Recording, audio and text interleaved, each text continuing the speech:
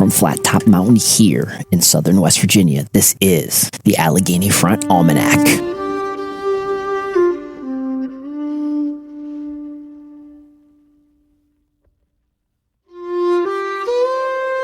I'm Doc, and this week, as the winter tightens its grip, we slow down to notice what the land is doing, what the sun is stirring, and all that is asking of us. This is your almanac for the week of January 18th through the 24th.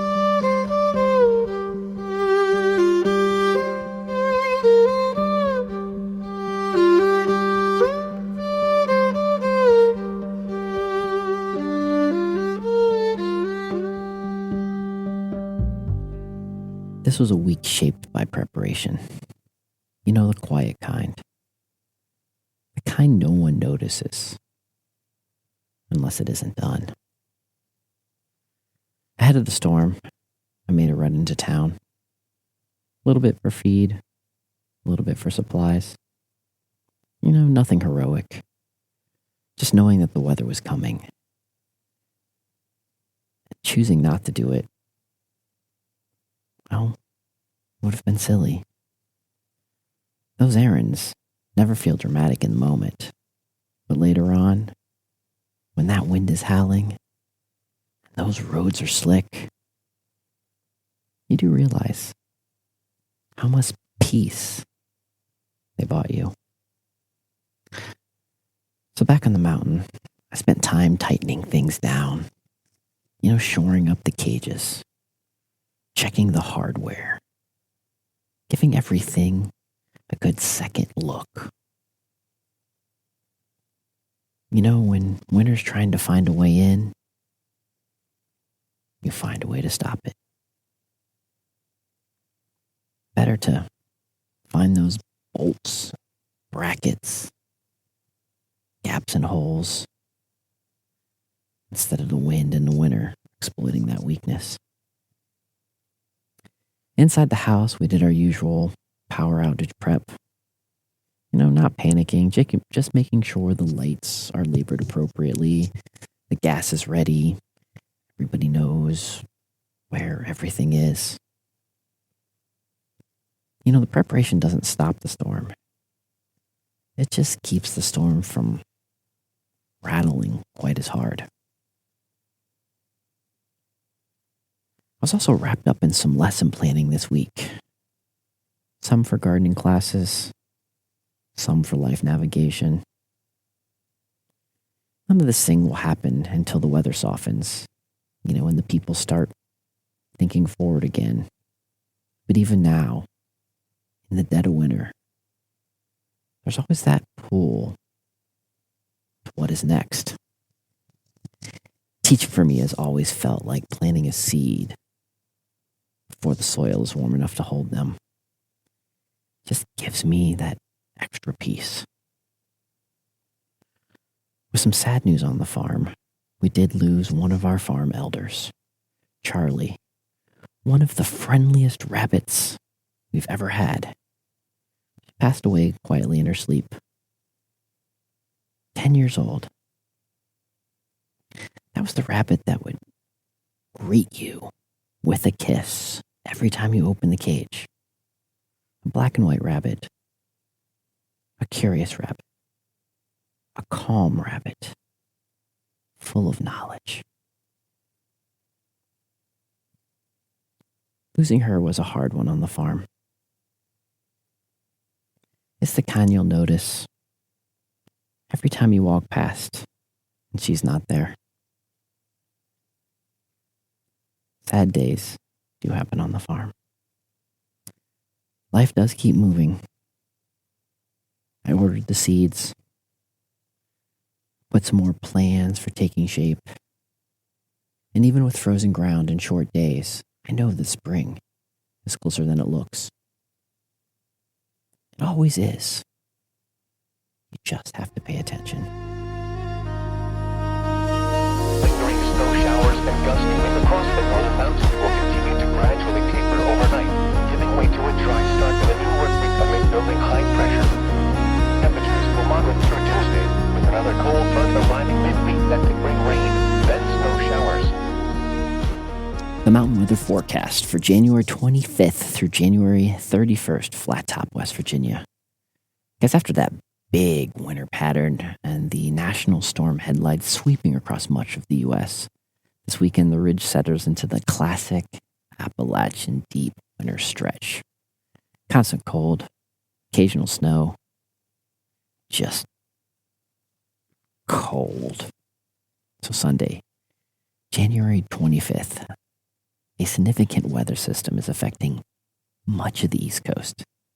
And while Flat Top hasn't seen the dramatic amounts compared to some other places, the snow and wintry precipitation will be here. It'll be a mix between snow and ice. Highs around 15, lows in the single digits. Monday, January 26th. The cold continues. A steady temperature plummet with light sleet possible. Generally, quiet skies between the systems. Strong wind will make it feel extra cold. High, maybe 13.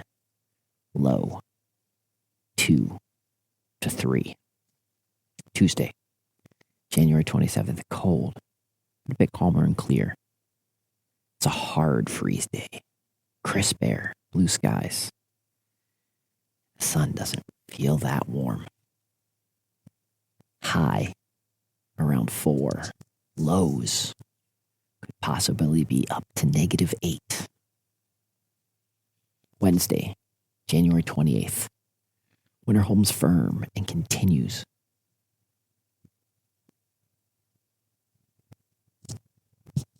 High, around 6. Low, if we're lucky, 0. Thursday, January 29th. Another winter day. Constant cold. Clear morning skies. Maybe some late clouds. A high today, 19. Low, 5. Friday, January 30th. Still within a deep freeze. Some clouds. But more of an overall tranquil winter conditions. Another day that just feels like winter. High 17, low 9. Saturday, January 31st. A slight moderate in temperature, not warm by any stretch, but a little bit less fear. Snow showers are possible later, especially as the weak disturbance taps into the moisture ahead of the front. High 26, low 7. This deep winter territory, not a flashy storm, but a steady, persistent cold.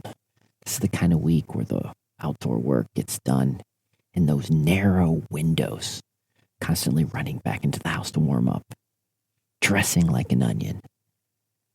And when that wind, when it hits your face,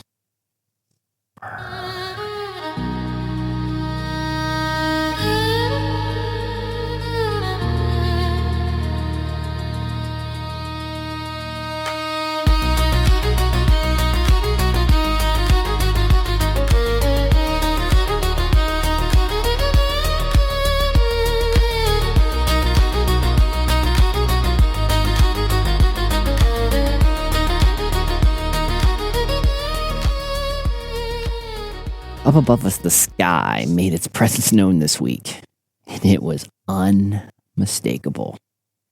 You know, there was an initial coronal mass ejection that arrived late Monday, and it hit hard. The solar wind surged past 1,100 kilometers per second, and the interplanetary field, the BZ, snapped sharp south with a negative 58 nanoteslas, with a total magnetic strength climbing to an extraordinary 91 nanoteslas. As this combination opened the door wide. The result was a rapid onset of severe geomagnetic storm. You know, a G4 level, with KP values pushing close to 9. As the aurora displays lit up skies across Scandinavia, the UK, and much of Europe. For us here in North America, unfortunately, the timing wasn't ideal. The magnetic field swung north for the extended period shortly after arrival easing conditions before our nightfall. But that storm wasn't finished. As the BZ shifted south again and the solar winds sped, remaining elevated between 800 to 900 kilometers per second, severe storms flared back up over the course of more than 40 hours. Earth's magnetic field stayed under pressure before finally easing down into an active and a minor storm level. Guys, even now, we're still riding the tail end. G1 conditions remain possible, with a watch in place for a moderate G2 activity through the end of this week. This kind of prolonged geomagnetic stress doesn't just show up. It's there. Many people were reporting disrupting sleep, strange fatigue, heightened emotions, or scattered focus. People were just feeling off. We noticed our electronics not working well, as research suggests that these efforts are subtle, but they're real, especially during extended storms like this one. If this week felt heavy, if it felt restless, if you noticed all of the emotional charge, know that you aren't alone. This isn't something to fear. This is something to respect. When the sky presses this close, the best response is awareness. So please, friends, hydrate. Rest when you can. Ground yourself physically. And go give you and others that extra bit of grace.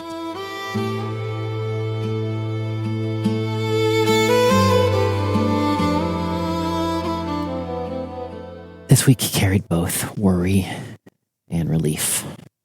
Sean, a lifelong friend, a buddy I've known since we were 12,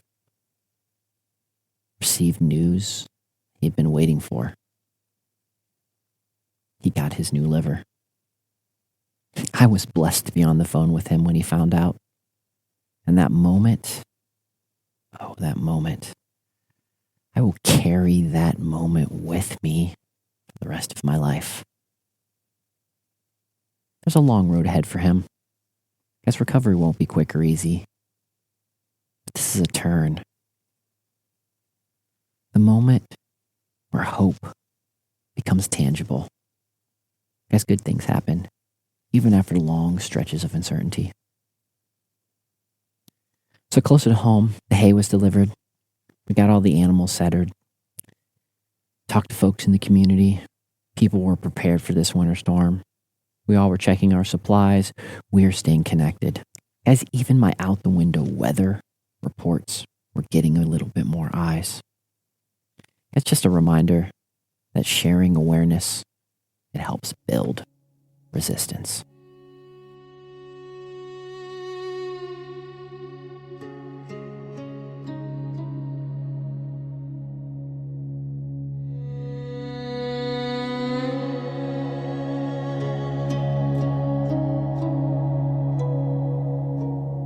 This week kept circling back to the quiet truth out there on the mountain. We don't prepare because we're waiting for disaster. We prepare so we can stay steady when things change. Because you can't plan the storm. You can't pencil in illness. You don't get to choose when loss comes knocking. But you can tend the system that holds you. You can care for your people. You can keep the land, the animals, and yourself in a good place. Preparedness is a kind of love. It says, I don't know what's coming, but I have a plan, and I'm paying attention. The same goes for what happens inside us when the sky gets loud and the world feels stretched so thin. work isn't to toughen us up. It isn't meant for us to push harder. It's for us to stay present without drowning in it. To rest when our body asks. To keep life simple. To move at a pace that we can actually sustain. Endurance isn't about grit. It's about the rhythm. Guys, regardless of what you think, life doesn't ask us to be fearless. It asks us to just notice, to listen, and to meet what comes with open eyes and a steady heart.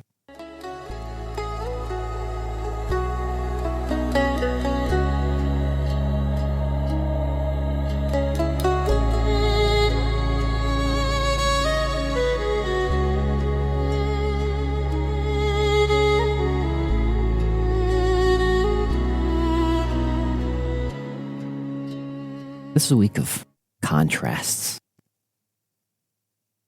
loss and relief, pressure from above and steadiness from below.